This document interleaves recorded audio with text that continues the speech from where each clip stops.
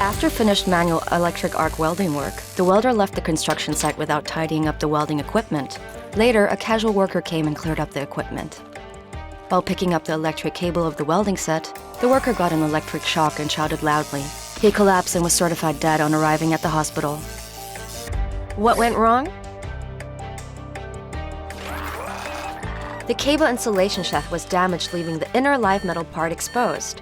After the welding operation, the welder had not switched off the welding transformer and disconnected its plug from the power source and left.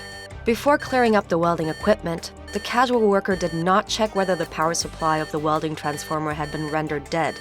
Besides, he did not wear insulating gloves. When he came into contact with the exposed live metal part of the cable, he was electrocuted and died. How to prevent the accident? If welding equipment is damaged, stop using it immediately and arrange repair or replacement to avoid the electric shock accident. After welding operation, the welding transformer should be switched off and rendered dead by isolating its power supply before conducting clearing up work. When clearing up welding equipment, workers should wear suitable personal protective equipment, such as insulating gloves, to enhance electrical work safety. Take adequate safety precautions and work safely.